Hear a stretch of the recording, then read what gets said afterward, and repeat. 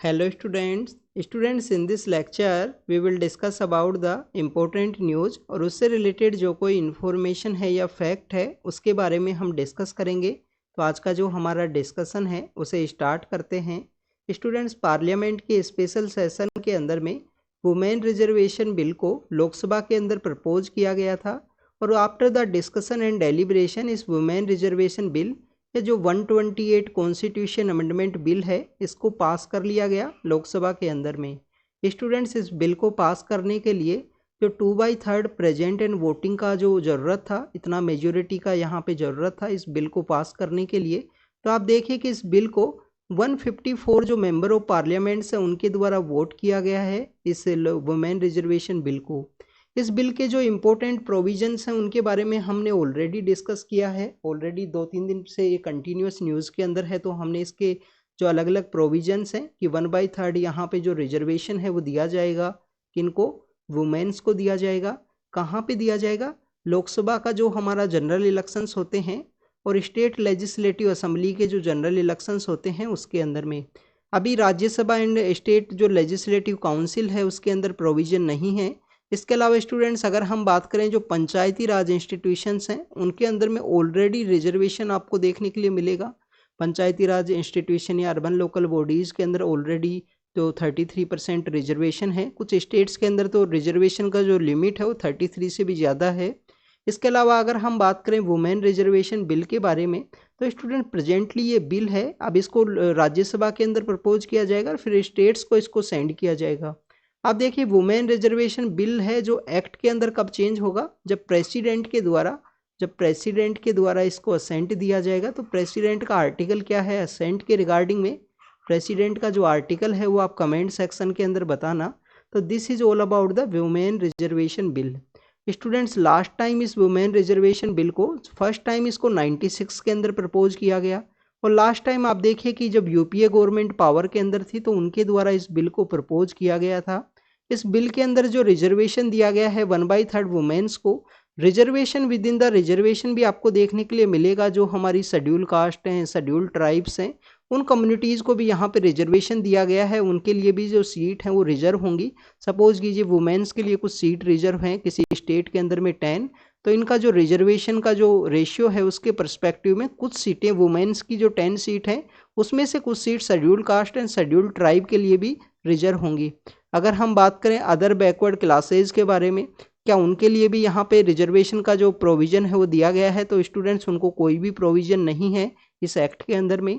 कुछ political parties जो basically उनका जो वोट बैंक उस सेक्शन से बिलोंग करता है, तो उनके द्वारा डिमांड किया गया था कि उनको भी रिजर्वेशन दिया जाए। उनका भी जो इस तरीके से जो उनकी महिलाएं हैं, ओबीसी कम्युनिटीज़ से जो महिलाएं हैं, उनका ओवरऑल डेवलपमेंट के अंदर हेल्प करे। तो this is all about the women reservation bill, जिसके अंदर जो अपोजिशन की हमारी लीडर हैं, अपोजिशन से जो लीडर हैं सोनिया गांधी, उनके द्वारा इस बिल के अगेंस्ट में लीड किया गया अपोजिशन की तरफ से। इनके द्वारा जो काफ़ी अच्छा जो स्पीच है वो दिया गया है लोकसभा के अंदर में। इनके द्वारा बेसिकली स्टूडेंट कास्ट सेंसस के बारे में भी बात किया गया कि कास्ट सेंसस को भी आप कैरी कीजिए, ओबीसी को भी रिजर्वेशन यहाँ पे दीजिए। और इन्होंने बेसिकली राजीव गांधी जी जो हमारे फॉर्मर प्राइम मिनिस्टर हैं उनके बारे में मेंशन किया कि उनके द्वारा कैसे इस ऐसे बिल को लाया गया था जिससे महिलाओं को जो सपोर्ट है वो दिया जा सके लेजिस्लेटिव एरियाज़ के अंदर में। अब स्टूडेंट्स, यहाँ पे हम एक इम्पोर्टेंट प्रोविज़न के बारे में बात करेंगे। आपने एक इंडेक्स के बारे में सुना होगा, यूपीएससी ने भी एक बार क्वेश्चन पूछा था 2019 में इस इंडेक्स के बारे में। जेंडर गैप इंडेक्स की हम बात कर रहे हैं, जेंडर गैप इंडेक्स की हम बात कर रहे हैं स्टूडेंट्स। तो जेंडर गैप इंडेक्स के बारे में अगर हम बात करें तो स्टूडेंट, जेंडर गैप इंडेक्स को 2006 के समय जो हमारा वर्ल्ड इकोनॉमिक फोरम है, वर्ल्ड इकोनॉमिक फोरम आपको पता होगा, इसका हेडक्वार्टर कहाँ है वो आप कमेंट सेक्शन के अंदर बताना। बट इससे रिलेटेड आपको एक प्रोविज़न बताता हूँ मैं। वर्ल्ड इकोनॉमिक फोरम एक बेसिकली नॉन गवर्नमेंटल ऑर्गेनाइजेशन है, 1971 के समय इस्टेब्लिश हुआ था।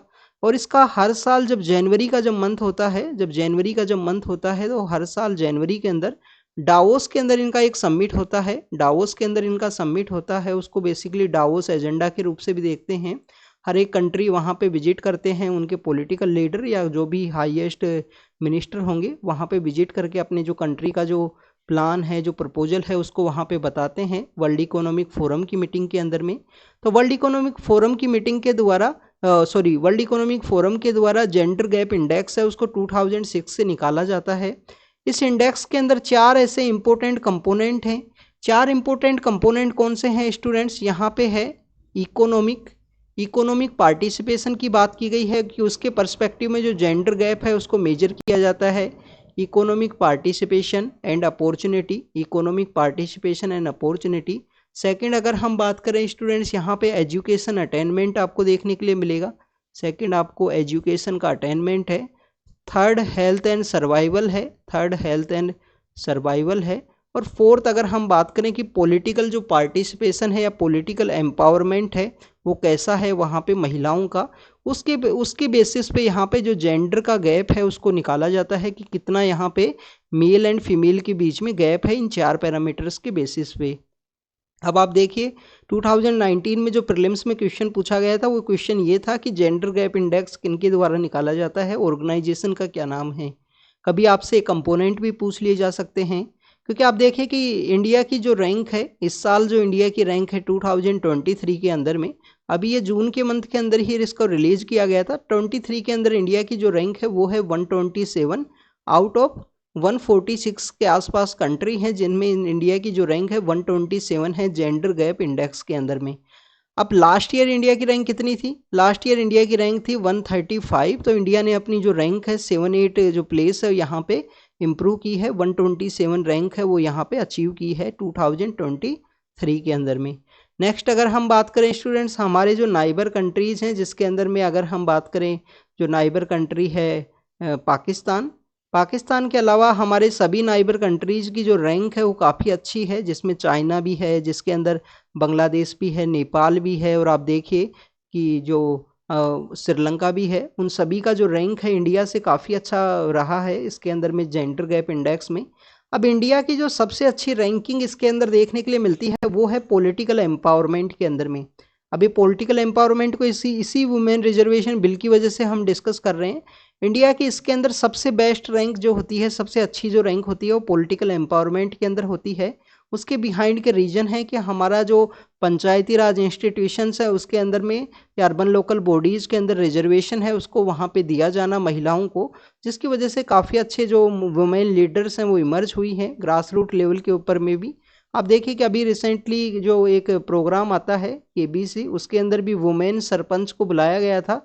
राजस्थान से दो सरपंच थी, जिसके अंदर एक हैं छवि राजावत, जिनके बारे में मैंने ऑलरेडी एक बार डिस्कस किया था। छवि राजावत हैं जो बाहर से कहीं से ग्रेजुएट हैं और उन्होंने ग्रास रूट लेवल पे काफ़ी अच्छा काम किया है। एक स्पोर्ट्समैन या गर्ल्स को प्रमोट करने के लिए एक और सरपंच हैं, झुंझुनू से वो बेसिकली बिलोंग करती हैं, झुंझुनू से हैं वो। तो इस तरीके से 2 सरपंच हैं जिनको बुलाया गया था। इसके अलावा मैंने नौरती बाई के बारे में भी डिस्कस किया था आपसे ऑलरेडी कुछ दिन पहले जब हमने पंचायती राज इंस्टीट्यूशन को डिस्कस किया था जब।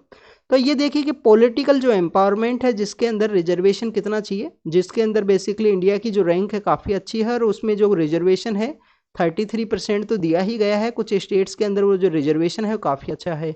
इंडिया की सबसे बेकार जो सबसे ख़राब जो रैंक होती है इन चारों कंपोनेंट्स में वो कौन से एरिया में होती है? वो होती है हेल्थ एंड सर्वाइवल के अंदर में। हाईएस्ट अंडरवेट आपको जो महिलाएं हैं वो देखने के लिए मिलेंगी। इवन प्रेगनेंसी के समय भी उनका जो वेट है वो काफ़ी कम रहता है, अंडरवेट उनकी सिचुएशन है। न्यूट्रिशनल लेवल महिलाओं के अंदर स्टिल एक सबसे बड़ी प्रॉब्लम है इंडिया के अंदर, जिसमें एनीमिया है, अलग अलग तरीके की जो प्रॉब्लम्स हैं वो आपको देखने के लिए मिलेंगी। तो हेल्थ एंड सर्वाइवल के अंदर में जिसके द्वारा गवर्नमेंट के द्वारा काफ़ी सारे जो इनिशिएटिव्स हैं, जिसमें हमने कुछ दिन पहले मातृ वंदना योजना के बारे में भी डिस्कस किया था। तो this is all about the India की सबसे जो बेकार रैंक आपको इसमें देखने के लिए मिलेगी। फिर इकोनॉमिक पार्टिसिपेशन के अंदर में, एजुकेशन के अंदर में हमारी जो रैंक है वो इतना सही नहीं है। ओनली पॉलिटिकल एम्पावरमेंट के अंदर हमारी अच्छी रैंक होती है और हमारी टोटल रैंक जो है 127 है।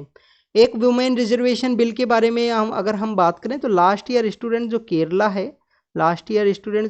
के अंदर एक जगह है त्रिवेंद्रपुरम, वहाँ की जो कैपिटल है, तो त्रिवेंद्रपुरम डिक्लेरेशन आया था। त्रिवेंद्रपुरम डिक्लेरेशन पास किया गया था लास्ट ईयर और उसका प्रपोजल यही था कि इस कॉन्स्टिट्यूशन अमेंडमेंट बिल को लाया जाए वुमेन रिजर्वेशन के पर्सपेक्टिव में, तो आप देखिए कि वो आया है। आपसे पूछ लिया जाएगा कि त्रिवेंद्रपुरम डिक्लेरेशन किस चीज़ से रिलेटेड है। नेक्स्ट न्यूज़ के बारे में अगर हम बात करें तो होम मिनिस्टर के द्वारा कहा गया है कि जो सेंसस एंड डिलिमिटेशन है लोकसभा पोल्स के बारे में उनको कंडक्ट किया जाएगा। आप देखिए कि 2026 का हमारी जो लोकसभा की सीट है वो फ्रीज कर दी गई थी। और अगर हम बात करें डिलिमिटेशन के बारे में, जो आर्टिकल 82 के थ्रू है, एक से क्वासी जुडिशियल बॉडी है, इसकी जो रिकमेंडेशंस हैं वो बाइंडिंग होती हैं। यहाँ पे जो पार्लियामेंट्री कॉन्स्टिट्यूएंसीज हैं उनको ही यहाँ पे रीएडजस्टमेंट कैसे उनको चेंज करना है, कितना इंक्रीज करना है, सब डिसीजंस यहाँ पे डिलिमिटेशन कमीशन के द्वारा लिए जाते हैं। ये काफ़ी बार न्यूज़ के अंदर रहता है डिलिमिटेशन कमीशन, तो इसके बारे में आप रीड जरूर से कर लेना। 3 मेंबर ये बॉडी होती है, 3 मेंबर कौन होते हैं इसके बारे में आप देखना जरूर से। सेंसस की अगर हम बात करें तो मिनिस्ट्री ऑफ होम अफेयर्स के अंदर में, मिनिस्ट्री ऑफ होम अफेयर्स के अंडर में रजिस्ट्रार जनरल ऑफ इंडिया का एक ऑफिस है जिनके द्वारा सेंसस कंडक्ट किया जाता है। इंडिया के अंदर में आप देखिए 1871 के समय फर्स्ट टाइम सेंसस हुआ था। सिंक्रोनाइज सेंसस की बात करें तो 1881 के अंदर हुआ। उसके बाद में आफ्टर एवरी 10 ईयर जो सेंसस है वो कंडक्ट किया जाता है। 1881 के समय हमारे यहाँ पे जो वॉइस रॉय थे वो कौन थे? लॉर्ड रिपन, जिनको father of local self governance के रूप से भी देखा जाता है। स्टूडेंट्स यहाँ पे एक न्यूज़ है यहाँ पे राज्यसभा के बारे में। राज्यसभा के बारे में न्यूज़ ये है कि चंद्रयान मिशन को डिस्कस किया गया है। जो चंद्रयान मिशन है उसको यहाँ पे डिस्कस किया गया है राज्यसभा के अंदर में। अपोजिशन पार्टीज के द्वारा एलिगेशन लगाया गया कि बेसिकली आप इस तरीके से किसी भी मिशन को डिस्कस करते हो, उनकी जो सक्सेस स्टोरी है वो आपको पॉलिटिकल गेन के लिए आप इसको डिस्कस करते हो, बट हमारे लिए वो इम्पोर्टेंट नहीं है। हमारे लिए चंद्रयान मिशन अगर न्यूज़ में है तो एक बार हम उसको रिवाइज कर लेते हैं। सदर्न पार्ट ऑफ मून के लिए इंडिया ने अपना जो चंद्रयान 3 मिशन है उसको यहाँ पे सेंड किया था। चंद्रयान 2 हमारा जो मिशन है वो यहाँ पे हमारा फेल हुआ था कम्प्लीटली। जो सॉफ्ट लैंडिंग है उसको हम अचीव नहीं कर पाए थे। इसके अलावा स्टूडेंट्स अगर हम चंद्रयान 3 के बारे में बात करें तो आप देखिए कि सदर्न पोल के लिए गया, जिस स्थान पे हमारा, जिस प्लेस के ऊपर हमारा जो चंद्रयान मिशन है वो लैंड हुआ, उसको हमने क्या नाम दिया है? शिव शक्ति। उसको हमने क्या नाम दिया है? शिव शक्ति। और कौन से डे को ये पहुंचा है? 23 अगस्त को। उसको हम क्या सेलिब्रेट करेंगे? National space day. National space day. कल हमने जब डिस्कस किए थे विज्ञान पुरस्कार के बारे में तो भी हमने डिस्कस किया था कि 23 अगस्त और 11 मई को वो राष्ट्रीय विज्ञान पुरस्कार हैं वो दिए जाएंगे। 11 मई को क्या है? 98 के समय में हमने जो पोखरण में जो हमारा न्यूक्लियर टेस्ट किया था 98 के समय 11 मई को, उसी को नेशनल टेक्नोलॉजी डे के रूप में सेलिब्रेट करते हैं। क्या हमारा साइंस डे कब आता है स्टूडेंट? 28 फरवरी को हम साइंस डे सेलिब्रेट करते हैं, जिस दिन हमारे जो डॉक्टर सीवी रमन हैं उनके द्वारा जो नोबेल प्राइज है, उनका जो अचीवमेंट है उसके पर्सपेक्टिव में। तो this is all about some days of science से रिलेटेड हैं जिनको हम सेलिब्रेट किया जाता है। विज्ञान पुरस्कार के बारे में हमने ऑलरेडी कल डिस्कस किया है, आप उसको जाके वहाँ से देख सकते हो। Chandrayaan mission, Shiv Shakti point, 23 August, this is all about the Chandrayaan mission. Project cost के बारे में भी यहाँ पे बात की गई थी कि प्रोजेक्ट कॉस्ट हमारा काफ़ी कम था और इंडिया की ये सक्सेसफुल स्टोरी है कि काफ़ी कम कॉस्ट के अंदर भी हम इस तरीके के जो सक्सेसफुल मिशंस हैं उनको यहाँ पे इम्प्लीमेंट करते हैं। हमारे जो मिशंस का जो फेलियर है वो काफ़ी कम है स्टूडेंट्स। और इसरो की इसी रिलायबिलिटी को देखते हुए बाहर के जो काफ़ी सारे कंट्रीज़ हैं अपनी जो यहाँ पे सैटेलाइट लॉन्च है वो इसरो के द्वारा ही करवाते हैं। इसरो के द्वारा ही जो सैटेलाइट है उसको लॉन्च करवाते हैं।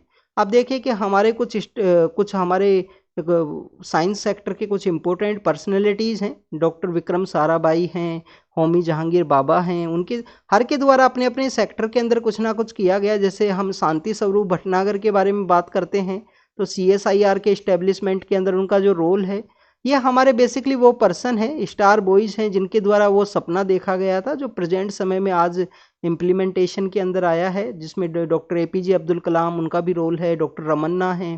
This is all about this news. Next अगर हम बात करें स्टूडेंट्स, इंडिया एंड कनाडा के बारे में जो इश्यूज चल रहे हैं उसमें दोनों ही कंट्रीज के द्वारा एक दूसरे को एडवाइजरी जारी की गई है अपने सिटीजन्स को कि वहाँ पे जब आप जाइए तो काफ़ी केयरफुल होके वहाँ पे आप विजिट कीजिए। कनाडा के द्वारा इंडिया के लिए जारी की गई है अपनी एडवाइजरी, इंडिया के द्वारा कनाडा के अंदर जो इनकी अपनी जो एडवाइजरी है वो जारी की गई है। नेक्स्ट अगर हम बात करें स्टूडेंट्स, इंडिया कनाडा का जो कन्फ्लिक्ट है या जो ये सिचुएशन क्रिएट हुई है, इसकी वजह से काफ़ी सारे ऐसे कंट्रीज़ हैं उनके द्वारा अलग अलग स्टेटमेंट दिए गए हैं कि आप कोऑपरेट कीजिए, एलिगेशंस काफ़ी सीरियस हैं कनाडा के द्वारा जो लगाए गए। इसके बिहाइंड का अगर आप हिस्ट्री को देखोगे ना स्टूडेंट्स, अगर बिहाइंड का आप हिस्ट्री को देखोगे तो आप देखिए कि बेसिकली कनाडा के अंदर इलेक्शन होने वाले हैं और इलेक्शन के अंदर में वहाँ पे जो सिख जो कम्युनिटी है, सिखिज्म जो कम्युनिटी है, उनका वहाँ पे पॉपुलेशन काफ़ी अच्छा है। तो सम पॉलिटिकल गेन के लिए भी इस तरीके के काफ़ी बार स्टेटमेंट्स हैं वो दिए जाते हैं, कुछ पॉलिटिकल गेन के लिए भी दिए जाते हैं। आप देखिए कि उसके बाद में हमारा जो फ्री ट्रेड एग्रीमेंट के लिए जो डिस्कशन चल रहा था वो भी कम्प्लीटली यहाँ पे बंद हो गया है, उसको यहाँ पे डेडलॉक के अंदर डाल दिया गया है। नेक्स्ट अगर हम बात करें कि ऑस्ट्रेलिया के जो यहाँ पे फॉरेन मिनिस्टर है उनके द्वारा इसको सीरियस एलिगेशन के रूप में देखा कि हम सभी जो कंट्रीज़ हैं 5 आई कंट्रीज़ का यहाँ पे पार्टनर हैं। वर्ल्ड वॉर सेकंड के समय free flow of intelligence information, intelligence का जो भी इंफॉर्मेशन है वो फ्री फ्लो एक दूसरे को यहाँ पे शेयर किया जाए। तो इस इंटेलिजेंस अलाइंस को यहाँ पे बनाया गया था जिसको कि नाम दिया गया है 5 आईज का। ये स्टार्ट में जो बनाने वाले जो कंट्री हैं United state of America and United kingdom, UK and US के द्वारा इसको स्टार्ट किया गया था। बाद में आपको देखने के लिए मिलेगा कि कनाडा इसको ज्वाइन करेंगे और फिर ऑस्ट्रेलिया एंड न्यूजीलैंड के द्वारा भी इस इंटेलिजेंस शेयरिंग नेटवर्क को ज्वाइन किया गया था।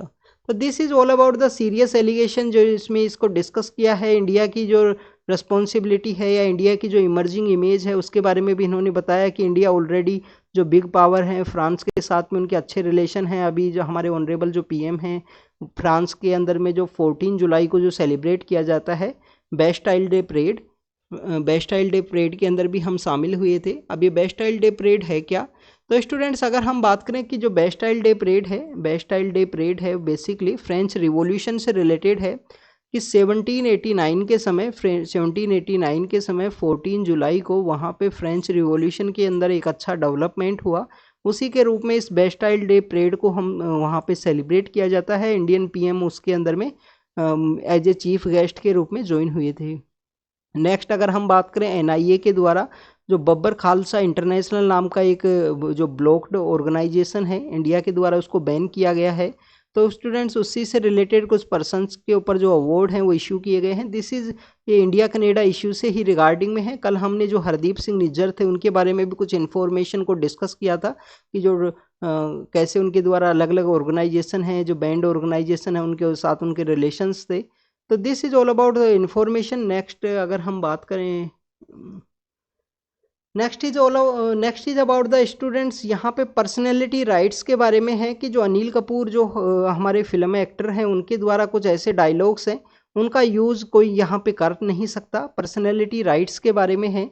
अब आपको यहाँ पे कुछ राइट्स के बारे में पता होना चाहिए। अंडर द आर्टिकल 21 जो हमारा यहाँ पे आपको राइट टू प्राइवेसी की भी पार्ट देता है KS पुट्टास्वामी केस के थ्रू। तो उसी के अंडर में जो आपके पर्सनैलिटी राइट्स हैं, जैसे कि आप देखिए कि आपको काफ़ी बार ऐसे कॉल ऐसे मैसेज वो आते होंगे जिसके अंदर जो हमारे फिल्म इंडस्ट्री के एक हीरो हैं अमिताभ बच्चन, उनकी आवाज़ को यूज़ किया जाता है कि मैं अमिताभ बच्चन बोल रहा हूँ, आप इस तरीके से यहाँ पे जो इस क्वेश्चन का आंसर दीजिए, ये प्रेस कीजिए। इस तरीके के जो काफ़ी फेक कॉल जो हैं वो आपको रिसीव होते होंगे। तो स्टूडेंट्स उसी के रिगार्डिंग में दिल्ली हाई कोर्ट के द्वारा लास्ट ईयर 2022 के समय लास्ट ईयर दिसंबर में अंडर द आर्टिकल 21 जो पर्सनैलिटी राइट्स हैं उनको डिफाइन किया। बेसिकली हमारे जो पर्सनैलिटी राइट्स हैं कहीं भी कानून के अंदर नहीं डिफाइन है, तो उनको आर्टिकल 21 के अंदर ही रखा गया कि किसी भी पर्सन के द्वारा अगर इस तरीके की कोई यहाँ पे स्पेशल डायलॉग है, कोई स्पेशल उनका इमेज है, उसको यूज़ करते हुए कोई भी उसका मिसयूज आपको देखने के लिए मिलेगा तो उसको पर्सनैलिटी राइट का जो पार्ट है वो माना गया है। उसके मिसयूज पे यहाँ पे जो वायलेशन है वो सब हो सकता है। अगर हम पब्लिसिटी राइट्स के बारे में बात करें तो पब्लिसिटी राइट्स डिफरेंट हैं। पब्लिसिटी राइट आपको डिफरेंट देखने के लिए मिलेंगे, पर्सनैलिटी राइट आपको डिफरेंट देखने के लिए मिलेंगे। तो पर्सनैलिटी राइट्स को कहीं भी डिफाइन नहीं किया गया, आर्टिकल 21 के अंदर है। मिसयूज नहीं कर सकते किसी भी फिल्म स्टार का। अभी अनिल कपूर हैं वो यहाँ पे विजिट किए थे, फिल्म स्टार हैं उसी के अंदर में दिल्ली हाई कोर्ट में, तो उनका डिसीजन है कि इनका जो डायलॉग है उसको यूज़ नहीं कर सकते हो। एडवर्टाइजमेंट के पर्सपेक्टिव से इनकी इमेज को नहीं लगा सकते क्योंकि इनके द्वारा लगाया गया कि कुछ पॉलिटिकल पार्टीज, पॉलिटिकल रिप्रेजेंटेशंस के द्वारा इनकी एक मूवी है नायक, जिसके अंदर ये एक दिन के सीएम बनते हैं। एक दिन का जो सीएम है उसका रोल प्ले करते हैं, उसके अंदर ये जर्नलिस्ट हुआ करते हैं। तो उसी को बोला कि कुछ पार्टीज के द्वारा यूज किया जाता है जिसके अगेंस्ट में हाई कोर्ट के अंदर गए थे। आर्टिकल 21 में है पर्सनैलिटी राइट्स। स्टूडेंट जब हमारे जो हमारे पीएम हुआ करते थे इंदिरा गांधी, उनका डेथ होने के बाद में कुछ ऐसे राइट्स की सिचुएशन क्रिएट हुई थी नॉर्दर्न पार्ट ऑफ इंडिया में मैक्सिममली, जिसके अंदर क्या है कि सिख कम्युनिटी को वहाँ पे टारगेट किया गया था। एंटी सिख राइट्स हैं वो आपको वहाँ पे देखने के लिए मिलेंगे 1984 के समय। इससे रिलेटेड काफ़ी अच्छी मूवीज भी आई हैं। अभी एक रिसेंटली एक मूवी थी लास्ट ईयर ही, दलजीत दोसांझ की जो मूवी है 1984 से रिलेटेड। तो स्टूडेंट्स उसके कुछ यहाँ पे कुछ पर्सन्स हैं जिनको बेसिकली इसके अंदर में चार्ज किया गया था। जगदीश टाइटलर हैं, सज्जन कुमार हैं, कि जिन्होंने बेसिकली जो सिख कम्युनिटी है उनको इस राइट्स के अंदर में चार्ज किया था। तो उनको एक केस के अंदर एक्विट किया गया है, but this person already in jail, क्योंकि अलग अलग तरीके की काफ़ी अलग अलग केस है जहाँ पे जो राइट्स हैं वो जिनको यहाँ पे लार्ज स्केल के ऊपर करने में इनका कोई ना कोई रोल है, जिसके बिहाइंड में इनको चार्ज किया गया है। नेक्स्ट अगर हम बात करें स्टूडेंट्स, यहाँ पे इस केस में इनको एक्विट किया गया है, कोई एविडेंस ना होने की वजह से। ऑलरेडी ये चार्ज हैं, जेल के अंदर हैं तिहाड़ के अंदर में, ड्यू टू इनका कोई ऑलरेडी दूसरे केसेस में अंदर में उसी 1984 के समय में। स्टूडेंट नेक्स्ट अगर हम बात करें नासिक के अंदर रिगार्डिंग में है, ओनियन जो ट्रेडर्स हैं उनके द्वारा अपना जो ऑक्शन है उसको सस्पेंड किया गया है, क्योंकि गवर्नमेंट के द्वारा 40% जो यहाँ पे एक्सपोर्ट ड्यूटी है वो लगा दी गई। अब आपको सबसे पहले तो हम ओनियन के बारे में आपको पता होना चाहिए। स्टूडेंट्स ओनियन को हमारे कंट्री में अलग अलग टाइम पीरियड के लिए उगाया जाता है। कभी ये खरीफ के अंदर में, कभी ये खरीफ के अंदर आपको देखने के लिए मिलती हैं। एक इनका समय आता है लेट खरीफ, जैसे कि जो खरीफ की जो हमारी क्रॉप हैं वो आपको जून या जुलाई के समय उगाई जाती हैं, जून या जुलाई के समय उगाई जाती हैं। जैसे ही मानसून का यहाँ पे अराइवल होता है उसके बाद में इन जो क्रॉप्स हैं उनको उगाया जाता है, तो उस समय भी जो ओनियन है उनको उगाया जाता है स्टूडेंट्स। उसके बाद में अगर हम बात करें ओनियन को, फिर लेट खरीफ जो है, अब ये अक्टूबर का जो समय है इस समय इनको उगाया जाएगा, जो आपको जनवरी के आसपास 2-3 महीनों का इनका टाइम पीरियड होता है।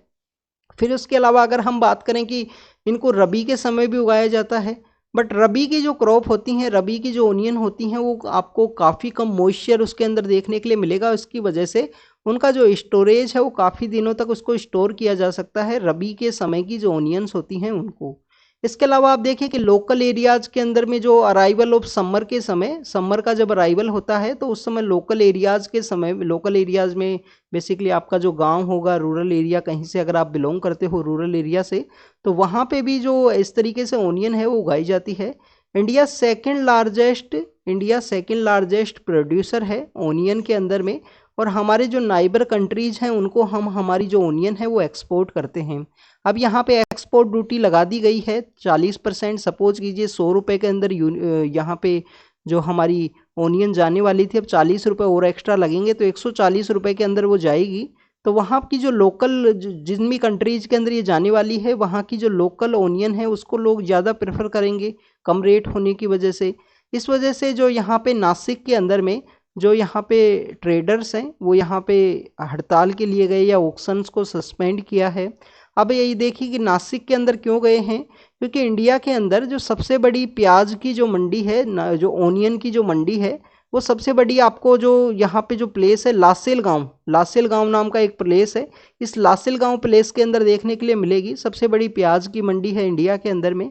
इसके अलावा स्टूडेंट्स आपको पता होना चाहिए कि हमारे ये जो 3 इम्पोर्टेंट क्रॉप हैं, टोमाटो, ओनियन एंड पोटैटो, इनकी वोलेटिलिटी के लिए मार्केट के अंदर इनका रेट है अप डाउन होने की वजह से गवर्नमेंट के द्वारा ऑपरेशन ग्रीन लाया गया था। बट मानसून पीरियड के समय जो टोमाटोज़ की जो रेट है वो काफ़ी हाई चली गई थी स्टूडेंट्स। ऑपरेशन ग्रीन लाया गया था, उस ऑपरेशन ग्रीन के अंदर में जितने भी हॉर्टिकल्चर के जो प्रोडक्ट्स हैं उनको ऐड किया गया।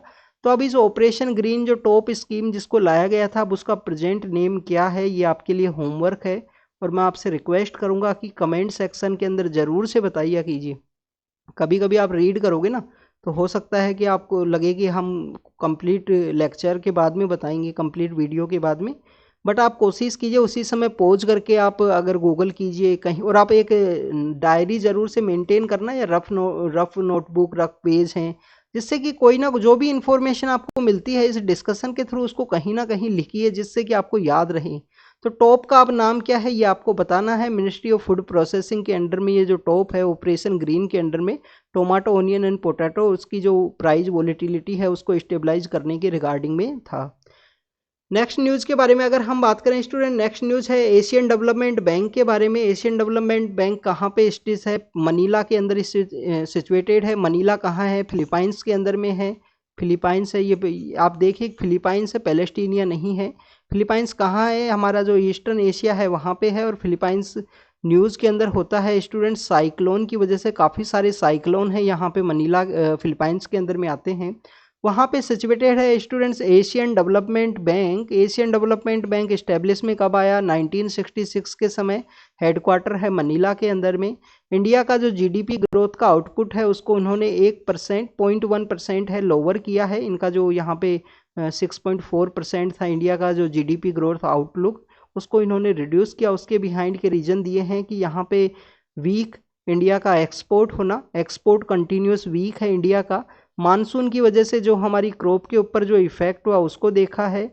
बट इन्होंने जो ग्रोथ का जो आउटपुट बताया था 6.7%, जो यहाँ पे एशियन डेवलपमेंट बैंक उन्होंने माना है कि इंडस्ट्रियल आउटपुट एंड जो प्राइवेट इन्वेस्टमेंट है उसको यहाँ पे बैलेंस करेंगे और वो यहाँ पे सेम रहेगा।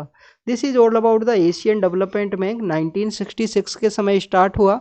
इसके अलावा स्टूडेंट्स इसी एशियन डेवलपमेंट बैंक के द्वारा एशियन डेवलपमेंट, पहले इसका शेयर होल्डिंग के बारे में देखते हैं। काफ़ी बार ये क्वेश्चन पूछ लिए जाते हैं यूपीएससी के अंदर में। इंडिया इसका 4th नंबर पे जो शेयर होल्डिंग है वो यहाँ पे रखता है स्टूडेंट्स। सबसे ज़्यादा एशियन डेवलपमेंट बैंक के अंदर आपको है जापान का देखने के लिए मिलेगा, फिर यूनाइटेड स्टेट ऑफ अमेरिका है। दोनों का आपको 15 पॉइंट कुछ है, 15 पॉइंट कुछ आपको देखने के लिए मिलेगा। फिर आपका चाइना का है और फिर है इंडिया का। तो this is all about the share holding. India 4th number के ऊपर है, मनीला के अंदर इसका हेडक्वार्टर है। इनके द्वारा जो साउथ ईस्ट एशिया के जो कंट्रीज हैं उनके पर्सपेक्टिव में एक प्रोग्राम चलाया जाता है। प्रोग्राम का नाम है सेसेक। सेसेक है साउथ एशियन सब रीजनल इकोनॉमिक एक अलायंस है या कोऑपरेशन है। उसको यहाँ पे, सॉरी स्टूडेंट, ए नहीं है, सी है ये बेसिकली। साउथ एशिया सब रीजनल इकोनॉमिक कोऑपरेशन, सब regional economic cooperation south Asia का। इसके अंदर बेसिकली स्टूडेंट्स आपको कुछ 7 जो कंट्रीज हैं वो इसका पार्ट देखने के लिए मिलेंगे। बांग्लादेश है, भूटान है, इंडिया है और नेपाल है। बांग्लादेश, भूटान, इंडिया, नेपाल। इसके अलावा आप देखें कि जो श्रीलंका है, श्रीलंका इसका पार्ट है। श्रीलंका के अलावा आप देखिए कि जो मालदीव जो है वो इसका पार्ट है। और म्यांमार, जो बर्मा नाम हुआ करता था पहले, म्यांमार भी इसका पार्ट है। This is all about the SASEC, जो कि एशियन डेवलपमेंट बैंक के द्वारा चलाया जाता है। एशियन डेवलपमेंट बैंक के बारे में बात करें तो स्टूडेंट 1966 के समय इसको जो इस्टेब्लिश किया गया था उसके बिहाइंड के रीजन ये हैं कि जो ब्रेटन वुड कॉन्फ्रेंस के जो इंस्टीट्यूशंस हैं उसके अंदर में प्रॉपर रिप्रेजेंटेशन ना होना, एशियन के कंट्रीज का प्रॉपर वोटिंग राइट ना होना, उनका रिप्रेजेंटेशन ना होना, उसके पर्सपेक्टिव में ऐसे अलग अलग तरीके के जो बैंक है वो आपको देखने के लिए मिलेंगे। जैसे कि एक न्यू डेवलपमेंट बैंक भी है जो कि ब्रिक्स के कंट्रीज का बैंक है। उसके बिहाइंड के रीजन भी यही है कि डेवलपिंग कंट्रीज को प्रॉपर जो मल्टीलेटरल इंस्टीट्यूशन है जो यहाँ पे उनके अंदर प्रॉपर रिप्रेजेंटेशन ना होना, उसकी वजह से अपने जो बैंक है वो इनके द्वारा स्टार्ट किए गए हैं। Asian development bank 1966, Manila headquarter. India के अभी एक काफ़ी इंपॉर्टेंट पर्सन है, उनको भी यहाँ पे इंडिया का एज ए रिप्रेजेंटेटिव के बीच में वहाँ पे अपॉइंट किया गया था। नेक्स्ट न्यूज़ के बारे में अगर हम बात करें, नेक्स्ट न्यूज़ है स्टूडेंट्स यहाँ पे ईरान के पर्सपेक्टिव में। ईरान के अंदर जिस तरीके से महिलाओं के द्वारा उनके यहाँ पे जो पर्सनल जो ड्रेसिंग कोड है उसके अगेंस्ट में जो रिवॉल्यूशन लास्ट 1 ईयर से आपको देखने के लिए मिलता है, जिसके अंदर महसा अमीनी है जो 20 ईयर ओल्ड की एक वुमेन थी, उनकी वहाँ पे डेथ हो गई थी। तो स्टूडेंट्स उसके बाद में कंटिन्यूस प्रोटेस्ट था। तो यहाँ पे और भी ज़्यादा जो टफ है जो ड्रेसिंग कोड है उनको और भी ज़्यादा टफ किया गया है प्रेजेंट समय में वुमेन्स के रिगार्डिंग में ईरान के अंदर में।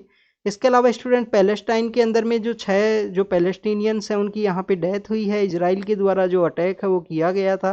पैलेस्टाइन बेसिकली इजराइल के पार्ट के अंदर ही ये सिचुएटेड है। पैलेस्टाइन है, वेस्ट बैंक है। अब ये वेस्ट बैंक किसका है? यहाँ पे एक रिवर फ्लो करती है, रिवर का नाम आप बताना, उसके वेस्टर्न पार्ट के अंदर सिचुएटेड है, इस वजह से इनको वेस्टर्न बैंक का नाम दिया गया है। तो पैलेस्टाइन का जो गाजा स्ट्रिप है, वेस्ट बैंक है, इन सभी एरियाज़ के अंदर में यहाँ पे कंटिन्यूस कन्फ्लिक्ट की न्यूज़ रहेगी। इजराइल के द्वारा समहाउ अटैक किया जाएगा, इनके द्वारा कोई भी एक्टिविटी इस तरीके की देखने के लिए मिलेगी। उसके अंदर काफ़ी सारे जो पैलेस्टीनियंस हैं उनकी डेथ कंटिन्यूस न्यूज़ के अंदर आपको मेंशन मिलती है ये न्यूज़ आपको। तो this is all about the Gaza strip, West Bank, ये दो नाम आप याद रखना। और भी कुछ नाम है जो अलग अलग यहाँ पे जो पैलेस्टीनियंस हैं उनको अलग अलग स्ट्रिप के अंदर वो सिचुएटेड हैं, अलग अलग छोटे छोटे ऐसे एरियाज हैं जो कम्प्लीटली इजराइल है उसके अंदर में, जहाँ पे उनको यहाँ पे सेटलमेंट्स हैं उनके सिचुएटेड हैं। नेक्स्ट अगर हम बात करें स्टूडेंट नेक्स्ट न्यूज़ के बारे में, नेक्स्ट न्यूज़ है अजरबैजान के बारे में। अजरबैजान और आर्मेनिया के अंदर जो कन्फ्लिक्ट था वो न्यूज़ के अंदर है। कल मैंने क्वेश्चन पूछा था आपको कि अजरबैजान और आर्मेनिया में जो कैस्पियन सी है उसके अंदर अपना एरिया कौन शेयर करता है, आपने किसी ने आंसर अभी तक तो दिया नहीं। आई होप आप किसी ना किसी दिन आंसर्स दिया करोगे। अगर हम बात करें स्टूडेंट्स अजरबैजान और आर्मेनिया के बारे में, तो नागोर्नो काराबाख का नाम का रीजन है। 2020 के अंदर भी ये न्यूज़ के अंदर था, वहाँ पे कन्फ्लिक्ट की सिचुएशन क्रिएट हुई थी। बाद में जो टर्की है, जिसको कि तुर्कई का नाम अपना नाम इन्होंने चेंज किया था लास्ट ईयर, तो जो टर्की है, टर्की के द्वारा और रशिया के द्वारा उसको वहाँ पे बेसिकली बीच में जो इन दोनों के बीच में जो समझौता है वो करवाया गया था दोनों के ही द्वारा, आर्मेनिया और अजरबैजान के बीच में। और जगह है नागोर्नो काराबाख। नागोर्नो काराबाख को यहाँ पे डीमिलिटराइज करने की बात की गई है रिसेंटली कि आर्मेनिया को अपनी जो फोर्स है उसको विड्रॉ कर लेना चाहिए। इस एरिया के अंदर जो पुलिस फोर्स है उसका भी जो वेपन्स है वो डिसआर्म उनको कर देना चाहिए। This is all about the Nagorno Karabakh and Armenia का जो इश्यू है उसके बारे में, अजरबैजान आर्मेनिया के इश्यू उसके बारे में आपको पता होना चाहिए। नेक्स्ट अगर हम बात करें होती रिबेलियंस के बारे में, तो ये स्टूडेंट्स होती रिबेलियंस आप देखिए, सपोज कीजिए ये अरेबियन पेनिनसुला है, सपोज करना ये हमारा कौन सा कंट्री है, ये है ओमान, और ये कौन सा है, यमन। ये कौन सा है, यमन है। तो स्टूडेंट्स यमन के अंदर में बेसिकली इनका कैपिटल है इधर सना, सना इनका कैपिटल है। और यहाँ पे जो सना के आसपास का जो रीजन है ये इसके अंदर सऊदी अरेबिया का भी कुछ पार्ट आया। इनका जो जेद्दा नाम का जो सिटी है, जो ऑर्गेनाइजेशन ऑफ इस्लामिक कंट्रीज का जो हेडक्वार्टर है जहाँ पे, तो इसी पार्ट में सिचुएटेड है, जो रेड सी के पास में एरिया अपना शेयर करता है। तो यहाँ पे जो इस एरिया को होती जो रिबेलियंस हैं उनके द्वारा, जो होती जो रिबेलियंस है जो बेसिकली ईरान के द्वारा इनको बैक किया जाता है। हर एरिया में ऐसे आपको देखने के लिए मिलेंगे जो कोई दूसरे कंट्री के द्वारा उसको यहाँ पे डिस्टर्ब करने के लिए, उसको बैलेंस बनाने के लिए उसको इस्टेब्लिश किया जाता है। जैसे पाकिस्तान का जो इस्टेब्लिशमेंट का थ्योरी है उसके बिहाइंड में भी एक रीज़न बताया जाता है कि जब पाकिस्तान को इस वजह से इस्टेब्लिश किया गया था, पाकिस्तान को जो इस्टेब्लिश करने का कोई भी मूड नहीं था ब्रिटिश अथॉरिटीज़ का, बट वहाँ पे फिर लगा वेस्टर्न पावर, जब वहाँ पे वर्ल्ड वॉर सेकंड के बाद में डोमिनेशन के अंदर आई, तो वेस्टर्न पावर्स को लगा कि अगर इंडिया कभी रशिया की तरफ अगर यहाँ पे मूव हो गया, उसकी तरफ चला जाता है नेक्स्ट, तो इसको बैलेंस कैसे किया जाएगा। तो ऐसा एक स्टेट है, बफर स्टेट है, उसको इस्टेब्लिश किया जाए। काफ़ी सारे राइटर्स ने अपनी अपनी किताबों के अंदर इस जो प्रपोजल है उसके बारे में मेंशन किया गया है कि बफर स्टेट को क्यों यहाँ पे इस्टेब्लिश किया गया, कि इंडिया को जो यहाँ पे कंटिन्यूस चेक किया जा सके या जो भी जो उसको कंट्रोल करने की कोशिश की जा सके। That is behind the main philosophy वही था। तो ये है कि यहाँ पे ईरान के द्वारा इनको सपोर्ट किया जाता है होती रिबेलियंस को। अगर हम होती रिबेलियंस के बारे में अगर हम बात करें स्टूडेंट, तो 90s के समय 1990s के समय इनके एक लीडर हुआ करते थे, हुसैन बद्रुद्दीन होती हैं, हुसैन बद्रुद्दीन होती हैं, जिनके द्वारा इस होती रिबेलियंस को स्टार्ट किया गया। जो 1979 के अंदर ईरान के अंदर जो रिवॉल्यूशन हुई थी ना, जो ईरान के अंदर जो रिवॉल्यूशन हुई थी, उससे ये अपने आप को इंस्पायर करते हैं, उसको अपना एक इंस्पायरिंग इवेंट के रूप में देखते हैं। तो ये बेसिकली इनका होती रिबेलियंस है, जो आपको सऊदी अरेबिया के अंदर काफ़ी सारी बार इनके द्वारा अटैक किए जाते हैं, जिसमें अरामाको नाम की जो इनकी रिफाइनरी है उसके ऊपर भी 2019 में अटैक किया गया था। इसके अगर हम बात करें कि ये जेदी जो सिया मुस्लिम्स हैं उस कम्युनिटी से बिलोंग करते हैं, उनके रिगार्डिंग में जो मोहम्मद बिन सलमान है सऊदी अरेबिया के जो क्राउन प्रिंस, उनके यहाँ पे जो डिस्कशन है वो चल रहा है कि कैसे इस कन्फ्लिक्ट को रिजोल्व किया जा सके यमन के अंदर जो होतीज हैं उनको। इसके अलावा आप देखिए कि यमन के अंदर एक करप्ट गवर्नमेंट हुआ करती थी, एक जो पावरफुल जो पॉलिटिशियन हुआ करते थे वो काफ़ी करप्ट थे। और जब अरब रिवॉल्यूशन का जब समय आया, अरब रिवॉल्यूशन क्या है, 2011 में जो हमारे मिडिल ईस्ट का रीजन है, नॉर्दर्न अफ्रीका का जो रीजन है, उसके अंदर जो हाईली डिक्टेटर्स जो पावर के अंदर थे उनको ओवरथ्रू करने का जो समय था वो स्टार्ट हुआ था, जो कि आपको टूनीशिया से देखने के लिए मिलेगा। टुनीशिया, फिर उसके बाद में लीबिया। लीबिया न्यूज़ के अंदर है प्रेजेंटली फ्लड की वजह से। टुनीशिया के बाद में लीबिया, उसके बाद में बहुत सारे कंट्रीज में, और फिर आईसिस का आपको जो डेवलपमेंट है इस सभी इवेंट्स के बाद में देखने के लिए मिलता है। तो this is all about the होती रिबेलियन। सऊदी अरेबिया के जो टॉक्स हैं वो स्टार्ट हुए हैं कि इसको आप ख़त्म कीजिए, इस रिवॉल्यूशन को। नेक्स्ट हम सुप्रीम कोर्ट के दो इम्पोर्टेंट बेंच बनने वाली हैं और दो इम्पोर्टेंट मैटर्स के बारे में वो यहाँ पे डिस्कस करेंगी। एक है स्टूडेंट्स हमारा जो सिटीजनशिप एक्ट का सेक्शन 6A है, जो कि आसाम के पर्सपेक्टिव में है। आसाम अकॉर्ड कब आया था? हमारा जो आसाम अकॉर्ड है स्टूडेंट्स 1985 के समय आया। उस समय हमारे जो पॉलिटिकल लीडर्स हैं, जो आसाम की तरफ से जो रिप्रेजेंटेटिव्स हैं, उनके द्वारा इसको शामिल किया गया था। उसके अंदर आसाम अकॉर्ड के बारे में अगर हम बात करें स्टूडेंट, तो हमारा जो सिटीजनशिप एक्ट है, जो हमारा सिटीजनशिप एक्ट है, सिटीजनशिप एक्ट कौन सा है? 1955 का। उस एक्ट के अंदर अमेंड करते हुए इस सेक्शन 6A को ऐड किया गया। अब सेक्शन 6A क्या बोलता है? सेक्शन 6A बोलता है कि जो 1 जनवरी 1966 है, उससे पहले इंडिया के अंदर जो लोग एंटर कर चुके, चाहे वो बेसिकली बांग्लादेश या बाहर के जो माइग्रेंट्स हैं उनके पर्सपेक्टिव में है कि 1 जनवरी 1966 से पहले जो इंडिया में माइग्रेट कर चुके, इंडिया के अंदर सेटल हो चुके, उनको यहाँ पे आसाम का सिटीजन माना।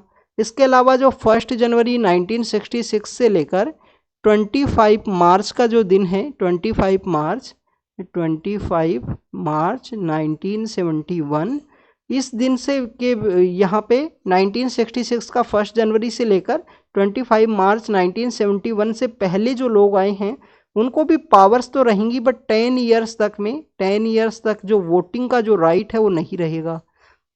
अब बेसिकली इसके अगेंस्ट में यहाँ पे अलग अलग समय पे सुप्रीम कोर्ट के अंदर प्रपोजल आते हैं कि सेक्शन 6A है उसकी कॉन्स्टिट्यूशनल वैलिडिटी सही नहीं है। जो हमारे यहाँ पे कंट्री के अंदर जो कट ऑफ डेट है वो आपको 1948 का देखने के लिए मिलेगा कि 1948 से पहले जो इंडिया के अंदर एंटर हो चुके उन लोगों को इंडिया का सिटीजन माना था। हमारे जो सिटीजनशिप के जो एक्ट हैं उनके अंदर में सिटीजनशिप के आर्टिकल क्या हैं स्टूडेंट्स? हमारे कंट्री में सिटीजनशिप के आर्टिकल क्या हैं? सिटीजनशिप के आर्टिकल आपको देखने के लिए मिलेंगे आर्टिकल 5 to 11।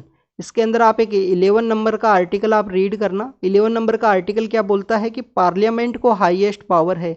तो सिटीजनशिप के जितने भी मैटर्स हैं वो पार्लियामेंट के द्वारा डिसाइड किए जाते हैं, स्टेट के द्वारा नहीं डिसाइड किए जाते हैं। 6A का जो प्रोविजन है ओनली आसाम के रिलेटेड है और वो भी पार्लियामेंट के द्वारा ही डिसाइड किया गया था, स्टेट गवर्नमेंट का कोई रोल नहीं है। तो यहाँ पे 6A और 1948 जो कंप्लीट कंट्री के अंदर कट ऑफ डेट है उसके बारे में यहाँ पे जो वैलिडिटी है उसका जो यहाँ पे कंटिन्यूस उसके अगेंस्ट में प्रोविजंस देखने के लिए मिलते हैं कि कंट्री के अंदर 2 अलग अलग जो कट ऑफ हैं वो क्यों है, इसका कॉन्स्टिट्यूशनल वैलिडिटी सही है या गलत है उसके पर्सपेक्टिव में है। फिर आप देखिए कि NRC आपको देखने के लिए मिलेगा, नेशनल रजिस्ट्रेशन ऑफ सिटीजन। उस NRC बेसिकली आसाम के पर्सपेक्टिव में ही NRC, और जो पर्सन्स यहाँ पे डाउटफुल होते हैं उनको डी वोटर का स्टेटस दे दिया जाता है। और डी वोटर्स की जितनी भी यहाँ पे जो प्रोविजंस हैं, क्या आपके यहाँ पे आपको अधिकार है, आपको पावर है, आप यहीं के हो या आपको डिसाइड करना है, तो वो बेसिकली डिसाइड किया जाता है। जो डी वोटर्स का प्रोविज़न है वो डिसाइड किया जाता है फॉरेन ट्रिब्यूनल, जो कि 1946 एक्ट के थ्रू इस्टेब्लिश हुए थे, जिनको अलग अलग तरीके से प्रोविजन दिया गया है। लास्ट टाइम डीएम को पावर दे दी गई है, फॉरेन ट्रिब्यूनल आप बनाइए, जो डाउटफुल वोटर्स हैं उनके यहाँ पे इश्यू को रिजोल्व करने के रिगार्डिंग में। तो ये आप फॉरेन ट्रिब्यूनल्स को हमने कुछ दिन पहले डिस्कस किया था, जब भी ये न्यूज़ के अंदर में था कि कितने नए जो फॉरेन ट्रिब्यूनल्स हैं वो बनाए गए हैं डाउटफुल वोटर्स के पर्सपेक्टिव में। नेक्स्ट हम यहाँ पे बात करेंगे स्टूडेंट्स रिजर्वेशन के पर्सपेक्टिव में ही। हमारे यहाँ पे एक मिनट थोड़ा इसको डाउन करते हैं स्टूडेंट्स। हमारे यहाँ पे जो हमारा पार्लियामेंट है उसके अंदर में 2020 के समय 2020 के समय जब कोविड आने वाला था उससे जस्ट पहले 104 जो कॉन्स्टिट्यूशन अमेंडमेंट एक्ट है वो आया। कॉन्स्टिट्यूशन अमेंडमेंट एक्ट 104 क्या बोलता है? बेसिकली 4 आर्टिकल हैं, आप उनको अच्छे से देखिए। आर्टिकल 330 जो शेड्यूल कास्ट और शेड्यूल ट्राइब को पॉलिटिकल रिजर्वेशन देता है कि इनकी कुछ सीट हैं वो रिजर्व होंगी। कहाँ पे रिजर्व होंगी? पार्लियामेंट के इलेक्शन के अंदर में, जो पार्लियामेंट का इलेक्शन है उसके अंदर में। आर्टिकल 331 क्या बोलता है कि पार्लियामेंट के अंदर में जो हमारे एंग्लो इंडियन हैं, जो हमारे एंग्लो इंडियन है, जिसके अंदर 2 एंग्लो इंडियन किसके अंदर, लोकसभा के अंदर में उनको नॉमिनेट किया जाएगा। फिर आर्टिकल 332 क्या बोलता है, 332 बोलता है शेड्यूल कास्ट और शेड्यूल ट्राइब को पार्लियामेंट पॉलिटिकल रिजर्वेशन है जो इलेक्शन कंटेस्ट करने के रिगार्डिंग में, वो कहाँ पे दिया जाएगा, स्टेट लेजिस्लेटर के जो इलेक्शंस हैं, स्टेट लेजिस्लेटिव असेंबली के जो इलेक्शंस हैं ना, वहाँ पे रिजर्वेशन है। और 334 क्या बोलता है कि अगर एंग्लो इंडियन हैं उनको स्टेट के अंदर में जो एक एंग्लो इंडियन को नॉमिनेट करने का प्रोविजन था गवर्नर के द्वारा, वो यहाँ पे बताया गया।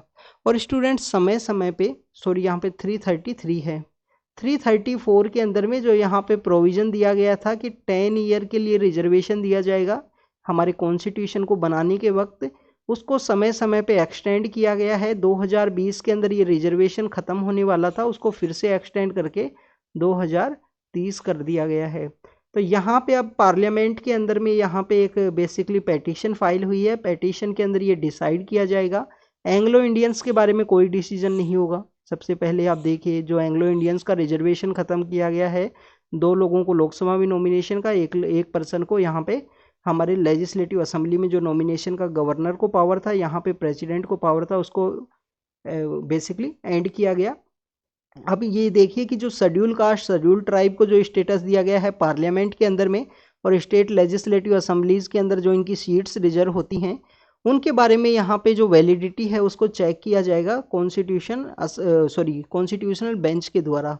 अब यहाँ पे कॉन्स्टिट्यूशन बेंच के द्वारा अलग अलग प्रोविजंस में इसको चेक किया जाएगा, जिसकी डेट भी है यहाँ पे बताई गई है कि नवंबर तक हम इसको चेक करेंगे बेसिकली क्या हम ये सही है, वैलिड है या नहीं है। क्योंकि आप देखिए कि इनिशियली ओनली 10 ईयर के लिए था ये रिजर्वेशन, बट ये पॉलिटिकल एक टूल बन गया, सभी पॉलिटिकल पार्टीज के द्वारा समय समय पे इसको एक्सटेंशन दिया जाता है।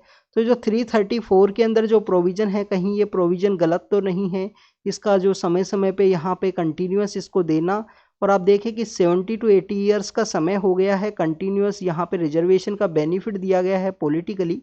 आप देखें कि एजुकेशन रिजर्वेशन तो यहाँ पे एक नॉर्मल पर्सन्स को एजुकेशन के अंदर एम्पावरमेंट करने के रिगार्डिंग में है, किसी भी कम्युनिटी से वो बिलोंग करते हैं, क्योंकि इनिशियल एंट्री के अंदर रिजर्वेशन दे दिया गया एजुकेशन के अंदर में। बट यहाँ पे जो पॉलिटिकल रिजर्वेशन है उसकी यहाँ पे बात की गई है कि 70 टू 80 ईयर्स तक रिजर्वेशन का बेनिफिट एंजॉय हुआ है। तो क्या इस रिजर्वेशन के बेनिफिट से कोई सोसाइटी के अंदर उनका चेंज आया, उसके पर्सपेक्टिव में सभी एग्जामिन किया जाएगा। यहाँ पे याद रखना कि एंग्लो इंडियन के पर्सपेक्टिव में कोई भी डिस्कशन नहीं होगा, एंग्लो इंडियंस के ऑलरेडी उसको जो नलिफाइड कर दिया गया है उसके बारे में कोई डिस्कशन नहीं होगा। Next is about the students in article 330 332, इनके बारे में तो हमने जब वुमेन रिजर्वेशन बिल के अंदर भी डिस्कस किया था, क्योंकि शेड्यूल कास्ट और शेड्यूल ट्राइब को स्टेटस देना है। अब भी जो वुमेन रिजर्वेशन बिल आएगा इसी आर्टिकल्स के अंदर अमेंड किया जाएगा, क्योंकि शेड्यूल कास्ट और शेड्यूल ट्राइब को भी जो रिजर्वेशन दिया गया है ना उनकी भी महिलाओं को, तो इसी के अंदर आपको अमेंडमेंट देखने के लिए मिलेगा।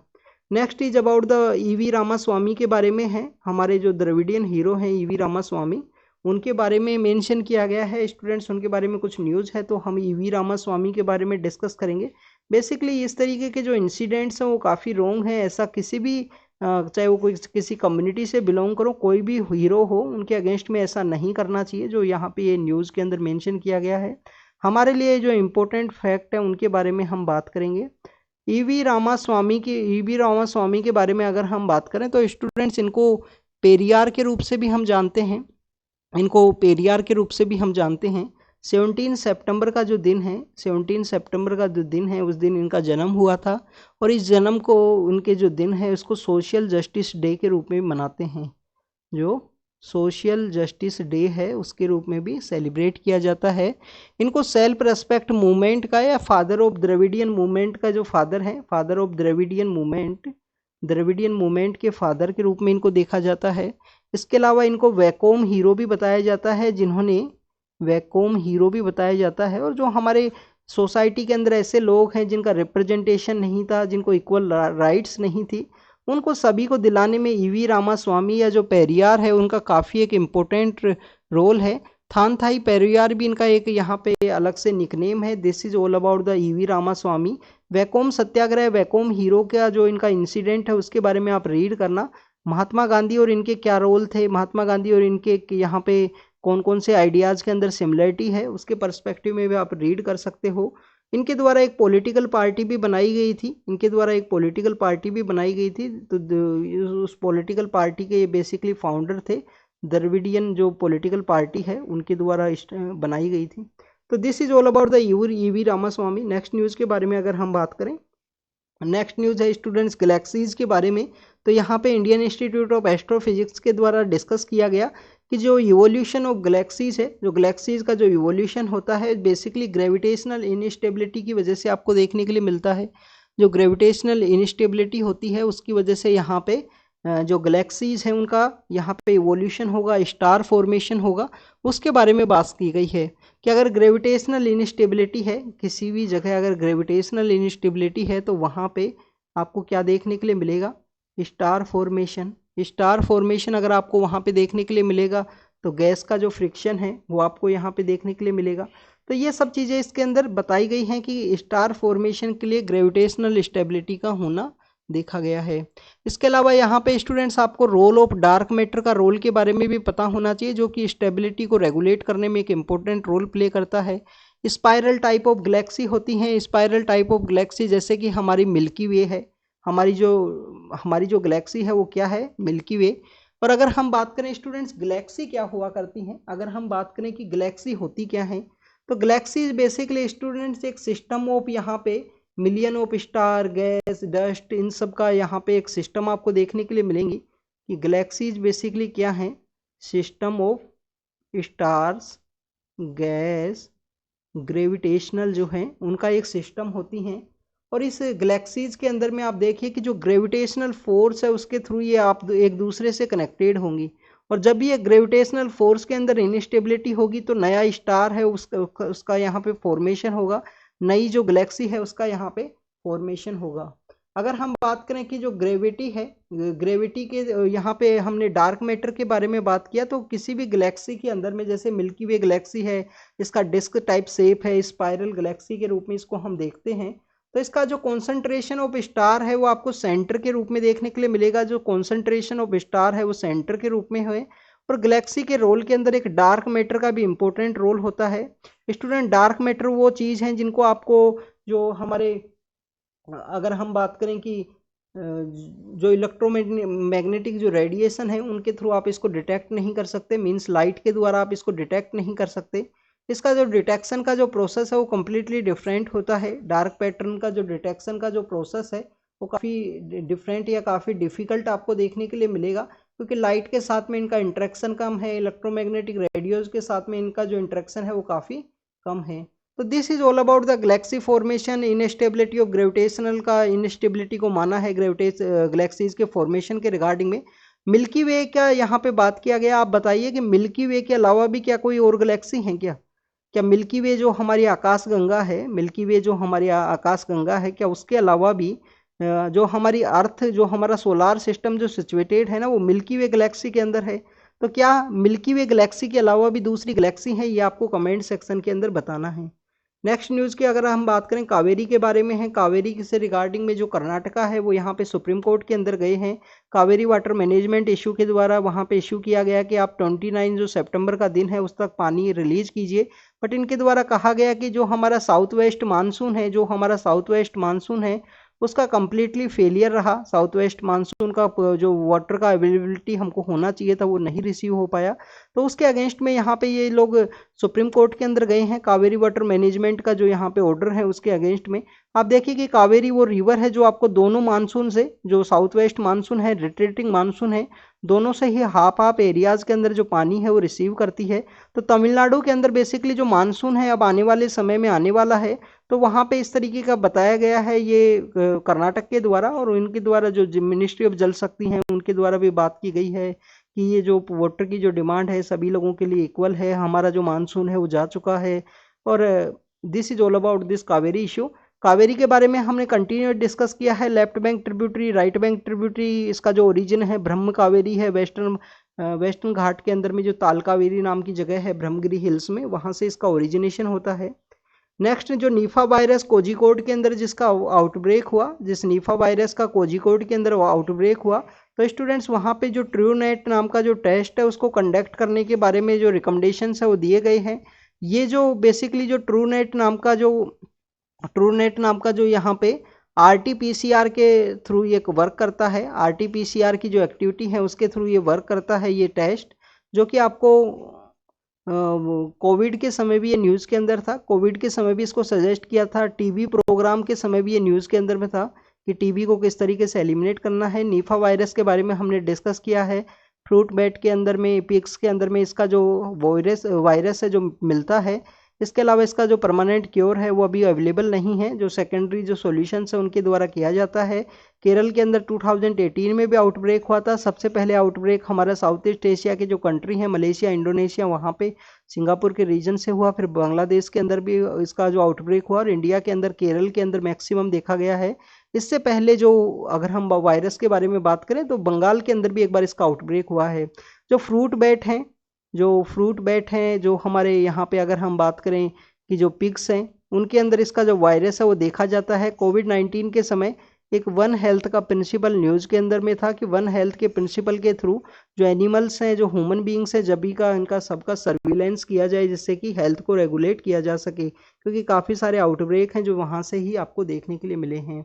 स्टूडेंट्स, आंध्र प्रदेश के द्वारा एक डिसीजन लिया गया था 2020 के समय कि कैसे यहाँ पे आंध्र प्रदेश के द्वारा एक डिसीजन लिया गया था कि कैसे आंध्र प्रदेश के अंदर जो 3 कैपिटल हैं वो नई बनाई जाएं, क्योंकि नई गवर्नमेंट वहाँ पे पावर के अंदर में आई थी 3 कैपिटल फॉर्मूला के तहत।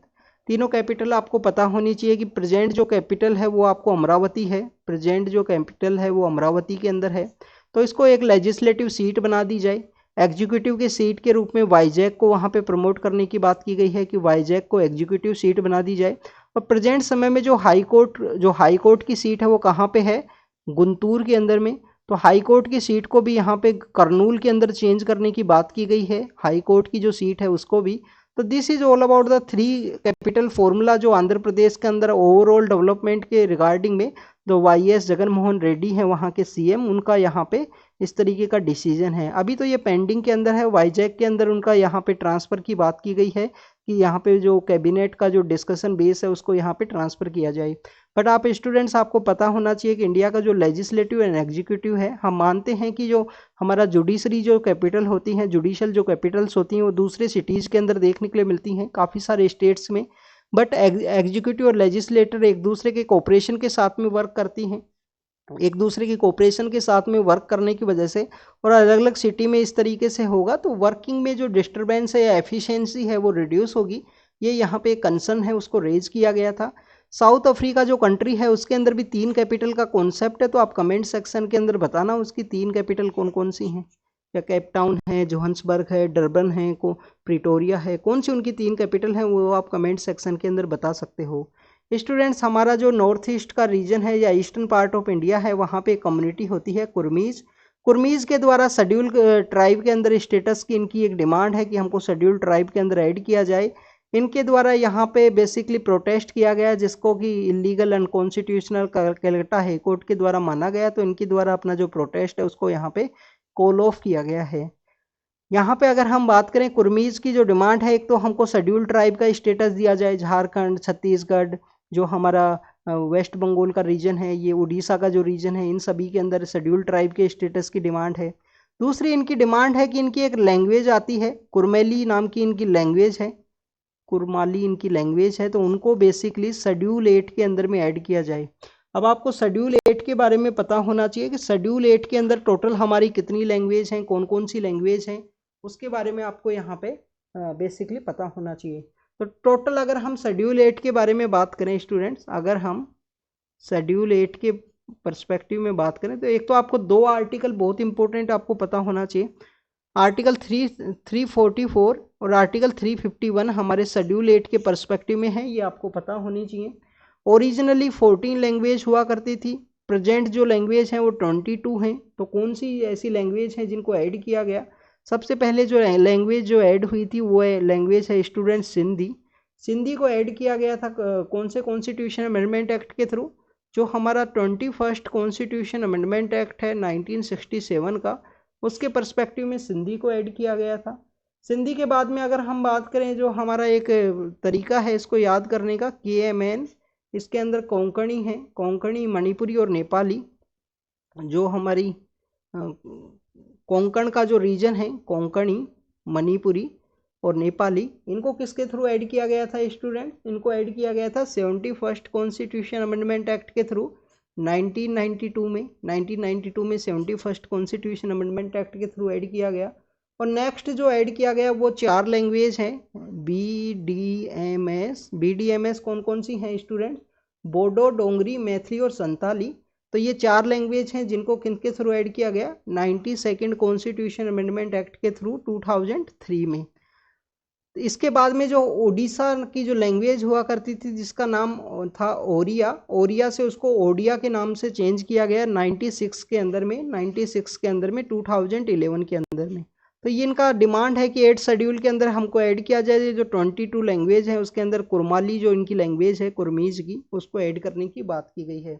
अगर हम बात करें स्टूडेंट्स क्लासिकल लैंग्वेज के बारे में, तो क्लासिकल लैंग्वेज के बारे में भी आपको पता होना चाहिए कि इंडिया के अंदर 6 क्लासिकल लैंग्वेज हैं। 4 लैंग्वेज सदर्न इंडिया की हैं, 4 लैंग्वेज बेसिकली सदर्न इंडिया से हैं। केरल से मलयालम है, हमारी तमिल है, कर्नाटका की लैंग्वेज है, और जो आंध्र प्रदेश तेलंगाना का जो रीजन है इसकी तेलुगु है। इसके अलावा स्टूडेंट संस्कृत है, संस्कृत के अलावा ओडिया है। ओडिया सबसे लास्ट लैंग्वेज है जिसको ऐड किया गया है क्लासिकल लैंग्वेज के रूप में। मराठी कम्युनिटीज़ के द्वारा भी डिमांड है कि हमारी जो लैंग्वेज है उसको बेसिकली मराठी लैंग्वेज को ऐड किया जाए एज ए क्लासिकल लैंग्वेज, पर उसके कुछ यहाँ पे क्राइटेरिया हैं। 2000 साल पुरानी लैंग्वेज होनी चाहिए। प्रेजेंट समय में जो लैंग्वेज बोली जाती है वो कम्प्लीटली अलग होनी चाहिए क्लासिकल लेवल में जो लैंग्वेज बोली जाती थी ओरिजिनल समय में। तो ये कुछ 8 शेड्यूल के बारे में जो प्रोस्पेक्टिव्स हैं उनके बारे में डिस्कस किया। नेक्स्ट न्यूज़ के बारे में बात करें, साइंस की एक न्यूज़ है, एग्ज़ाम से रिलेटेड बिल्कुल नहीं है, हो सकता है नहीं पूछी जाएगी एग्ज़ाम में इस तरीके की, बट साइंस के जो पेज के अंदर मेंशन किया गया था तो हम डिस्कस कर रहे हैं। कोई डायनासोर हैं, प्लांट ईटिंग डायनासोर हैं जिसके एविडेंस मिले हैं राजस्थान के अंदर में। तो ये न्यूज़ है, ऐसी न्यूज़ दिन में 4 बार आती हैं तो इनको कोई रीड करने का मीनिंग नहीं है। नेक्स्ट अगर हम बात करें, एक बेसिकली पिंक कलर का डायमंड है वो मिला था।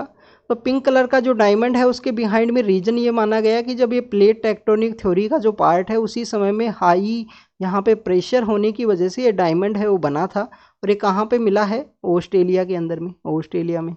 अब जब भी डायमंड की बात आती है तो आपको ये पता होना चाहिए कि इंडिया में बेसिकली डायमंड तो काफ़ी कम मिलते हैं, बट इंडिया के अंदर जो डायमंड का जो फिनिशिंग है, जो इसका पॉलिशिंग है, उस वर्क के अंदर काफ़ी सारा काम किया जाता है। इंडिया में एक सिटी है सूरत, सूरत के अंदर ये काम होता है। गुजरात का जो सदर्न पार्ट है, गुजरात का सपोज कीजिए सदर्न पार्ट है, यहाँ पे सूरत है। सूरत के रिगार्डिंग में 1907 का आपका सूरत सेशन पता होना चाहिए। इंडियन नेशनल कांग्रेस के अंदर बाइफरकेट हुआ था, एक्सट्रीमिज्म और हमारे जो मॉडरेट्स हैं उनके अंदर बाइफरकेशन हुआ था। तो this is all about the Surat जिसके बारे में हमने डिस्कस किया। ये पिंक जो हमारा डायमंड है उसके बारे में डिस्कस किया हमने। यहाँ पे जो नई लैंग्वेज की डिमांड है कुर्मीज़ की 8 शेड्यूल में, उसके बारे में डिस्कस किया। 8 शेड्यूल की अमेंडमेंट्स को देखा, कैसे सिंधी है, फिर उसके बाद में कोंकणी, मणिपुरी, नेपाली, बोडो डोंगरी हमारी मैथिली और संताली उसको ऐड किया गया है। वाईजाग जो 3 कैपिटल फार्मूला है, ट्रू नेट जो यहाँ पे टेस्ट डिटेक्शन की रिगार्डिंग में उसको अलाउ किया गया है। पे जो हमारा RT-PCR है उसके ऊपर वो वर्क करता है कम्प्लीटली। गोवा के द्वारा, गोवा की एक लैब के द्वारा इसको यहाँ पे स्टार्ट किया गया था इनिशियली। टीबी के अंदर भी इसको यूज़ करने की बात की गई है। कावेरी के बारे में है, जो ब्रह्मगिरी हिल्स से निकलती है, ताल कावेरी वो जगह है, वेस्टर्न घाट से निकलती है, तमिलनाडु के लिए जाती है, पुडुचेरी के अंदर भी अपना एरिया शेयर करती है। Left bank and right bank tributary आपको पता होना चाहिए कि काबिनी है, हेमवती है, कौन सी रिवर से इसकी लेफ्ट बैंक है, राइट बैंक है, उसके बारे में। कावेरी वाटर मैनेजमेंट के अगेंस्ट में गए हैं कि साउथ वेस्ट मानसून सही नहीं रहा कर्नाटक के अंदर में, तो रिजर्वर्स से जो पानी है वो रिलीज नहीं कर सकते। कावेरी को दोनों मानसून से जो पानी है वो मिलता है, साउथ वेस्ट से भी और रिट्रेटिंग मानसून जो अक्टूबर के समय तमिलनाडु के कोरामंडल कोस्ट के अंदर आपको देखने के लिए मिलता है।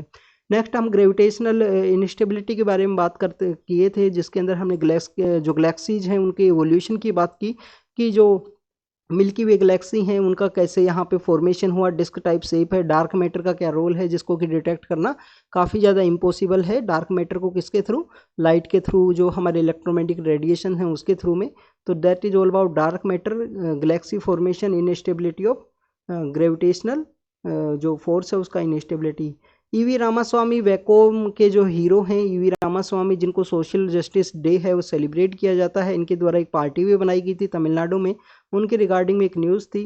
यहाँ पे जो हमारा 104 कॉन्स्टिट्यूशन अमेंडमेंट एक्ट है, जिसके अंदर schedule tribe and schedule caste का जो रिजर्वेशन है, पॉलिटिकल रिजर्वेशन, उसको यहाँ पे एक्सटेंड किया गया। एजुकेशनल जो रिजर्वेशन है वो आर्टिकल 15-16 के अंदर मेंशन है स्टूडेंट्स। इसके अलावा जो आसाम अकॉर्ड है सेक्शन 6 है सिटीजनशिप एक्ट, उसके बारे में भी हमने डिस्कस किया कि कैसे वो अलग है। देश की जो कट ऑफ है, आसाम की जो कट ऑफ है उससे डिफरेंट में 24 मार्च का जो मिड डे है उसको यहाँ पे मिडनाइट का जो समय है उसको कट ऑफ डे के रूप में देखा गया है। 25 मार्च के बाद में जो आए हैं वो यहाँ पे इंडिया के रेजिडेंट नहीं हैं, इंडिया के सिटीजन नहीं हैं। इसके अलावा हमने होती रिबेलियन जो कि यमन से रेगुलेट करते हैं उनके बारे में देखा। 90s में ये आया। ईरान का जो इरानियन रिवॉल्यूशन है उससे इंस्पायर है। अजरबैजान आर्मेनिया के बीच में कन्फ्लिक्ट है। कहाँ पे कन्फ्लिक्ट है? नागोर्नो काराबाख का रीजन है उसके अंदर कन्फ्लिक्ट है। 2020 के अंदर भी ये कन्फ्लिक्ट था दोनों ही कंट्रीज के बीच में। तुर्की के द्वारा जो अजरबैजान को सपोर्ट किया जाता है, रसिया के द्वारा आर्मेनिया को वहाँ पे सपोर्ट किया जाता है। एडीबी के बारे में हमने डिस्कस किया। 1966 के समय एशियन डेवलपमेंट बैंक आया था, मनीला फिलीपाइंस में है। पर्सनैलिटी राइट्स अनिल कपूर के पर्सपेक्टिव में देखा कि कैसे उनकी पर्सनैलिटी राइट जो आर्टिकल 21 के अंदर दी गई है उसका मिसयूज नहीं होना चाहिए। किसी भी एक पर्सन, किसी भी एक स्टार की जो राइट्स होती हैं। 1984 के जो राइट्स एक्ट हैं जिसके अक्यूज्ड पर्सन है सज्जन कुमार, उनको यहाँ पे एक केस के अंदर एक्विटेड किया गया है। और केस के अंदर ये तिहाड़ जेल के अंदर बंद है। नासिक के अंदर में जो ओनियन है उसके ऊपर में एक्सपोर्ट ड्यूटी है वो हाइक की है गवर्नमेंट के द्वारा, इस वजह से वहाँ पे प्रोटेस्ट, हड़ताल ये सब चल रही हैं। लासिल गांव वो जगह है इंडिया के अंदर जहाँ पे सबसे बड़ा जो प्याज का जो मार्केट है वो आपको देखने के लिए मिलता है। कनाडा इंडिया इश्यू जो कंटिन्यूस न्यूज़ के अंदर है, एडवाइजरी एक दूसरे को जारी की गई है। वुमेन रिजर्वेशन बिल जो 128 कॉन्स्टिट्यूशन अमेंडमेंट बिल के रूप में पास किया गया है लोकसभा में। 454 जो यहाँ पे मेंबर ऑफ पार्लियामेंट्स है उनके द्वारा सपोर्ट किया गया। आपको यहाँ पे पता होना चाहिए जेंडर गैप इंडेक्स 2006 में जो स्टार्ट किया गया था वर्ल्ड इकोनॉमिक फोरम के द्वारा, कंटिन्यूस रैंक निकाली जाती है। इंडिया की जो रैंक इस साल कितनी आई है? 127। नेक्स्ट अगर हम बात करें वुमेन रिजर्वेशन बिल की रिगार्डिंग ही, केरल के अंदर लास्ट ईयर त्रिवेंद्रपुरम डिक्लेरेशन आया था जिसमें वुमेन्स को रिजर्वेशन देने की बात की गई थी पॉलिटिकल एरियाज के अंदर में। इंडिया में पंचायती राज लेवल पे अच्छा यहाँ पे रिप्रेजेंटेशन होने की वजह से जो जेंडर गैप इंडेक्स है उसका एक प्रोविजन है पॉलिटिकल एम्पावरमेंट, उसके अंदर हमारी इंडिया की सबसे अच्छी रैंक आपको देखने के लिए मिलेगी। जो हमारा डिलिमिटेशन है एंड सेंसस है वो after the Lok Sabha elections conduct किए जाएंगे, ये हमारे जो होम मिनिस्टर हैं उनके द्वारा कहा गया है। Census registrar general of India के द्वारा कंडक्ट किया जाता है जो कि होम मिनिस्ट्री के अंडर में एक ऑफिस है। तो this is all about today discussion. आप इसको रीड कीजिए, रिवाइज कीजिए, जितना आप रीड रिवाइज करोगे उतना आपके लिए अच्छा रहेगा। Thank you.